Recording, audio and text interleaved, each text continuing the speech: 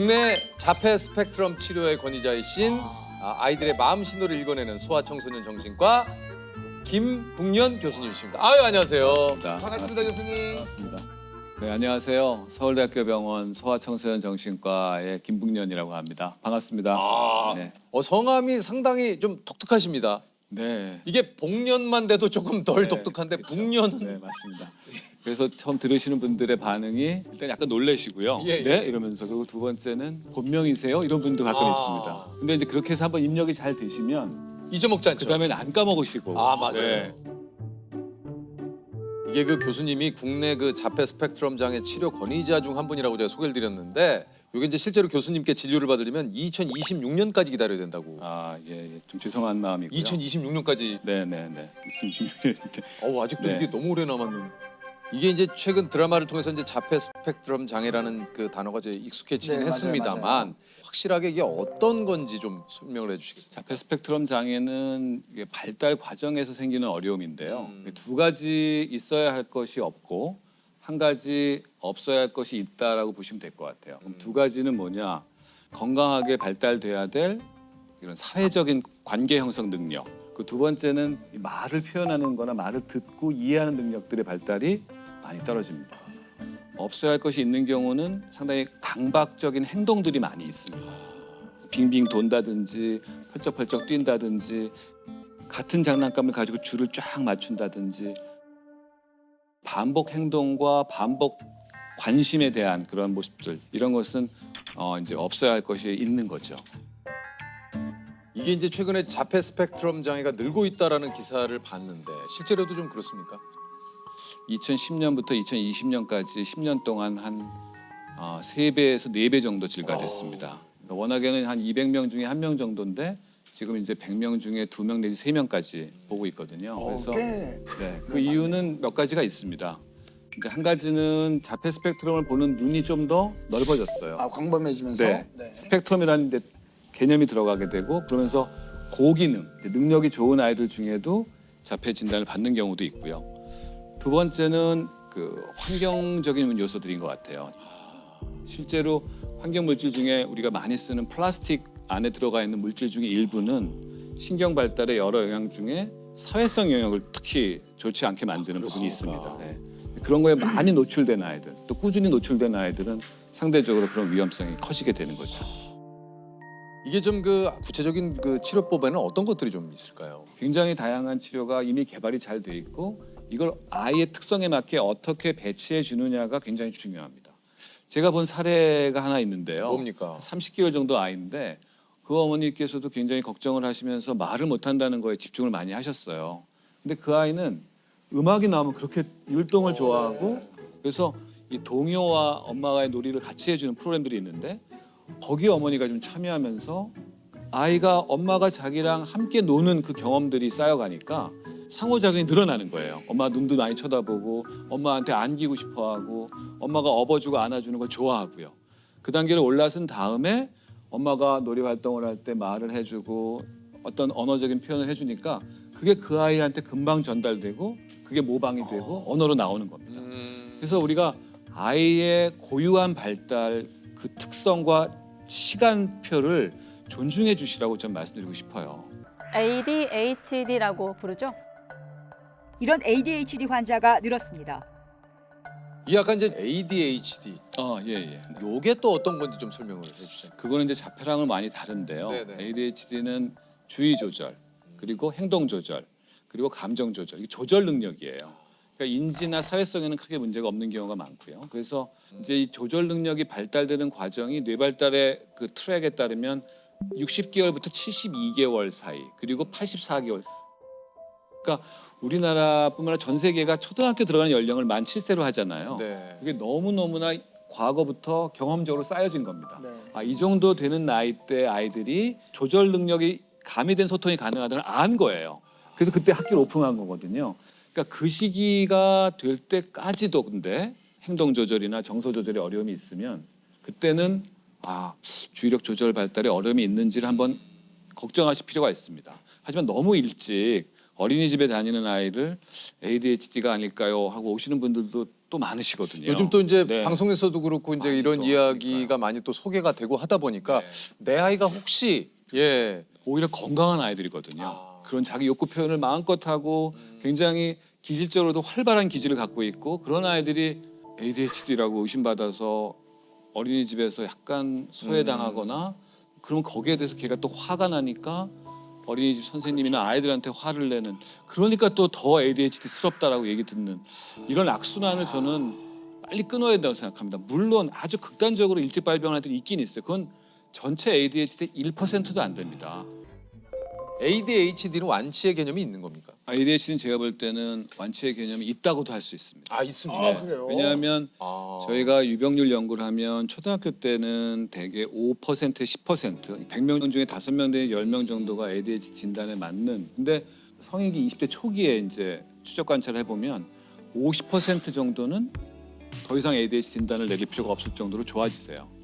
그럼 나머지 50%는 이라는 이제 질문이 나오는 거죠. 이제 성인 ADHD도 있다고 좀 얘기를 하셨기 때문에 내가 맞는지 아닌지 좀 의심해볼 만한 좀 증상들이 좀 있습니까? 네, 크게 봤을 때는 시간 관리에 어려움이 있는 반복적인 그런 특성이 있는 분들, 데드라인을 못 지키는 경우, 항상 늦는 경우, 뭔가 그것 때문에 상대방한테 또 본인한테 피해를 가는 시간 관리 문제가 반복해서 나타나는 경우, 두 번째는 분노 조절에 어려움이 있는 경우예요. 그러니까 욱하는 거, 네, 그 욱하는 문제 때문에 대인 관계에서 갈등이 자꾸 생기고 본인 스스로가 굉장히 정서적으로 힘들어지시는 경우가 많습니다. 그래서 자기가 롤러코스터를 타는 것 같다는 얘기를 많이 하세요.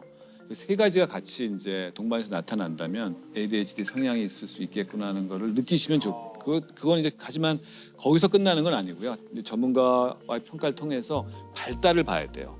최소한 초등학교 때부터 중학교, 고등학교를 거치면서 그런 조절 능력 발달이 꾸준히 문제가 있었다는 게 확인되면 그때는 진짜 어덜트 ADHD 가능성이 있으시겠네요라고 이제 우리가 도움을 드리게 되죠. 스스로가 그거에 대해서 너무 무서워하지 않아도 될 것 같아요. 가면 되잖아요, 병원에. 맞습니다. 그렇고요. 또 제가 볼 때 성인 ADHD 분들을 만나서 도움 드리다 보면 오히려 이분들이 본인이 ADHD라는 진단을 받으면서 굉장히 아하 피노메논이 생겨요. 그래서 내가 그랬구나. 그랬구나는 걸 아시고 아하라고 하는 기쁨이 생기는 건데 그러니까 이분은 과거 동안에 초등학교 때부터 중학교, 고등학교 내내 엄청난 비난을 받고 사셨거든요. 내가 대체 왜 그런지를 모르니까. 그렇죠. 그러니까 되게 인간성의 문제라든지 게으른 녀석. 근데 그 문제가 이게 이런 거였어 하고 이게 교정 가능, 치료 가능하다고 느끼시면은 본인에 대한 어떤 자아의 프레임이 많이 바뀌세요. 근데 그게 첫 단계입니다. 제가 볼 때는 치료에 있어서. 이게 꼭 어덜트 ADHD 분들이 모두 다 약을 먹어야 된다고 생각하지 않아요. 저는 훈련이나 교육적인 걸 통해서 해결될 수도 있고 또는 셀프로 극복하는 경우도 있어요. 자기가 자기 관리를 열심히 함으로써 그래서 그 변화를 통해서 본인이 새로운 자아상을 갖도록 도와드리는 게 그 다음으로 이제 이어지는 거죠. 이게 또 이런 그 예를 들어 얘기하시니까 또 이해가 됩니다. 본인도 스스로 나아지고 싶고 고치고 싶은데 내가 왜 그런지를 잘 몰랐는데 참 진짜 10대가 되면 이제 보통 그 사춘기라는 거가 네. 오지 않습니까? 이제 가만히 두면 버릇없는 아이가 될까 걱정이고 그렇다고 이제 너무 제어하려고 그러면은 이게 또 엇나갈까 봐 걱정이고 이거 좀 어떻게 부모님들이 아이를 대하는 게 좋을까요? 그 청소년기 아이들과의 만남이 가장 어려운 것 같아요. 저 같은 경우도 제일 힘들었던 강의는 중학생들을 대상으로 한 강의였어요. 아무도 절 쳐다봐 주지 않더라고요. 일단 듣는 자세가 뭐 서울대병원에서 왔다니까 뭐 얼굴이나 보자. 그런데 이름이 뭐라고? 김북년? 야 이름이 김북. 내 이름 갖고 얘기하고 있어 자기들끼리. 강의는 시작을 못 하겠네. 그래서 내가 학생 여러분 강의를 할 거니까 조금만 조용해 주세요 했더니 야 김북년이 뭐라고 한단 말이야. 그래서 중학교 2, 3학년 아이들이 그때 이제 한 80명 정도 됐었거든요. 근데 그 강의를 하고 난 다음에 제가 정말 너무 많이 땀이 나가지고요. 막 힘들어하는데 선생님이 들어오시더라고요. 옆에 그 생활지도 선생님이. 그러면서 마이크를 딱 붙잡으시더니 야 이 자식들아 여기 어렵게 모시는 선생님이 지금 강의할 애들이 그때부터 조용해. 아무 말도 안 해요. 진짜 움직이지도 않고 그리고 제 강의 시작하고 30분 있다 다 자더라고요. 그래서 이게 정말 힘들구나 하는 걸 느꼈는데 이게 항상 그 패턴이에요. 저는 그 학생 시절을 떠올려봤어요. 저도요. 서울대학교에서 김북년 선생님이 왔다? 김북년? 뭐야 이러면서 일단 이거 갖고 좀 김북년? 잘못 들은 거 아니지? 너무 많이 그러니까 예를 들면 내가 이제 몰입한 거죠. 네네. 거기 학생이 됐을 때는 이제 나 같으면은 그런 얘기를 하다가 시간이 다 가는 거예요. 시간이 다 가는 거죠. 제가 왜 그런지 설명을 드릴게요. 청소년기 때 왜 그런 겁니까? 두 가지 변화 때문에 그래요. 첫째, 전두엽이 가지치기라는 현상이 생겨요. 전두엽이라는 게 바로 그런 상황에 대해서 인식하고 어떻게 반응해야 될지를 조절하는 능력을 담당하는 부위예요. 근데 그게 막 흔들리는 거예요. 여자애들은 초6부터 중2 정도까지고요. 남자애들은 중1 때부터 고등학교 한 2학년까지 그래요. 고1, 고2까지. 그래서 그 시기 때가 가장 극심한 조절 능력의 어려움이 있기 때문에 그런 게 있고요. 두 번째가 편도액이라고 하는 우리 뇌의 가장 아랫부위가 있는데요. 남성 호르몬이 그걸 엄청나게 자극해요. 그 편도액이 자극되면 무슨 일이 생기냐? 그냥 떠오르는 분노와 불안과 공포, 이게 뒤섞인 감정들이 계속 자극받아요. 그래서 위에서 조절하는 거는 기능이 떨어져 있고 밑으로 올라오는 예민성은 확 증가되어 있는 상태이기 때문에 통제를 가한다는 것이 잘못된 통제를 가하면 조절 기능이 더 무너질 수도 있어요. 아유 어떻게 해야 되나? 거기에 동시에 이거 뭐 거기에 하나 더 있습니다. 거기 뭐예요? 또래 간의 상호작용이에요. 상호작용. 청소년기 그거 크죠. 때부터는 가족을 벗어나려고 그거 그러고 커요. 또래 친구들의 중심에 맞아요. 서고 싶어요. 그러니까 그 또래 친구들에서 들어오는 자극들이 그걸 더 reinforce, 강화시켜요. 그러니까 이제 80명을 모아놓으면 그런 일이 생기는 거예요. 만약에 1대1로 걔를 만났으면 그렇지 않죠. 제가 그 아이랑 걔한테 맞춰주고 그렇지 뭐에 관심 있는지를 알므로써 2시간 동안 충분히 대화를 했을 거예요. 근데 80명 아이들 앞에서는 제가 그걸 못하는 거예요. 그렇죠. 아니면 그 친구들과 같이 노는 건 어떻습니까? 그렇죠. 거기서 나오는 게 그거예요. 만약에 제가 그때 조세호 씨처럼 훌륭한 연예인의 기질이 있었으면은 자 음악 틀어주세요 했을지 몰라요. 자 나와. 야 놀자. 그렇지. 야, 왜 나만 나와 있어야 야 춤이나 돼? 추게 한번. 왜 나만 무대에 있냐 이거. 야 다 나와. 그래서 무대에서 같이 놀 수 있는 거예요. 한 20분 정도는. 아 북녘 교수님 재밌으신데. 아니, 그냥- 야 다 나와. 그러니까 그게 낫다는 거죠 진짜로. 근데 걔가 그런 능력이 없어요. 그러니까 그냥 그랬으면 유튜브 나오셨을 거예요. 아이들이 동영상 찍어갖고 근데 만약에 그 아마 유튜브 교수님이- 제목은 또라이였을 겁니다. 교수님이 그렇게 하셨으면 학교에서는 저 교수님 지금 뭐 하시는 겁니까? 아, 이 품위 유지 상식. 예. 아주 아마 이제 아니 근데 뭔가 어쨌든 교수님 얘기하신 거에 진짜 제가 청소년기를 생각해 보니까 저도 그런 것 같아요. 친구들이 가장 나의 그 어떤 중심. 가족들하고 어느 순간 뭐 밥 먹으러 가자, 뭐 어디 가자도 좀 싫어. 그냥 난 집에 있을게. 맞아. 이상해. 난 그냥 집에 맞아, 있을게. 그렇게 아이들이 이중의 어떤 영향을 받고 있는 상태에서 우리 부모님들이 이해해 주실 거는 연민이에요. 아, 네가 힘들구나. 네가 감정의 파도 속에서 여기저기서 많이 힘들어하고 가족들한테 네가 이렇게 불손하게 대하는 거, 태도. 그런 맥락에서 생긴 거구나 하는 걸 딱 이해하시게 되면 연민으로 바라보게 돼요. 그리고 맞아요. 더 이상 태도 갖고 혼내지 않아요. 그 애들이 되게 자세가 이렇거든요. 보통 청소년기 그렇죠. 때는요. 예. 여기 올려놓은 거 되겠습니까? 아, 예, 올려놓으세요. 이렇게 올려놔요 이렇게. 올려놓고 그래서 이렇게 이빨을 쑤셔야 돼 이빨을. 엄마 왜? 이거야. 이 기본 자세가. 이런 자세와 태도를 못 견디시면 안 돼요. 그리고 예를 걔가 들어 뭐에 문을 꽝 닫고 들어간다. 그런 일도 많죠. 예. 그럼 조금 이제 시간을 주셔야 돼요. 거기서 바로 문을 확 열어서 이게 어디다 대고 하는 태도야? 아, 이런 거 굉장히 안 좋아요. 지금 나오시는데요? 약간 나왔죠. 아니, 그 옛날에 약간 했던 우리 중학교 아들한테. 근데 대부분 다 관계가 더 틀어지고 맞아요. 대화는 단절되고 그 아이는 더 고립됩니다. 이거 그러니까 어떻게 그럴 땐 됩니까? 오히려 부모가 부모 자신에게 여유를 주셔야 됩니다.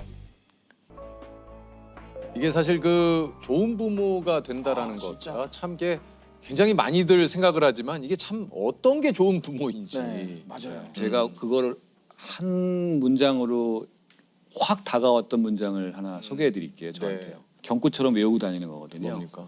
당신 자녀를 나와 아내에게 온 귀한 손님처럼 여겨라. 귀한 손님이 오면 어떨까요, 우리가? 반갑죠. 반갑고 극진히 대접하고 싶죠. 근데 뭘 중심으로? 그 사람이 좋아하는 거를. 내가 좋아하는 거 막 강요하지 않잖아요. 귀한 손님인데 우리 아이한테 그렇게. 두 번째, 손님이에요, 그 사람은. 내가 마음껏 이 사람을 막 좌지우지할 수 있는 사람이 절대 아닙니다. 소중히 여겨야 되고 그리고 그 사람을 개별자로 존중을 해줘야 돼요. 세 번째, 이게 난 여기서 더 그런데 떠날 사람이에요. 내가 그 아이들을 계속 붙잡아 두는 게 아니에요. 언제 떠나느냐는 아이들마다 다르겠죠. 어떤 아이는 대학생이 돼서 떠난 경우도 있고요. 어떤 아이는 군대 갔다 와서 떠나는 경우도 있고요. 결혼하면서 떠날 경우도 있고요. 근데 진짜 떠나보내야 돼요, 그때요. 그래서 올 때 정말 귀하게 왔으니까 너무 감사한 일이니까 그 아이한테 정말 우리가 애정을 썼고 좋아하는 거 잘해주고 그리고 그 사람을 그대로 존중해주고 그 사람이 가고 싶어 할 때 언제든지 갈 수 있게 해주는 겁니다. 그 사람이 가고 싶어 할 때. 이 문장이 아무런 설명이 없었어요. 그냥 이렇게 경고처럼 떡 적혀 있는데 한 번 쓱 보고 나서 느낌이 확 왔습니다. 그래서 많이 떠올리면서 사는 말 중에 하나여서 오늘 이렇게만 하면은 뭐 진짜 좋은 부모가 안 될래야 안 될 수가 없죠.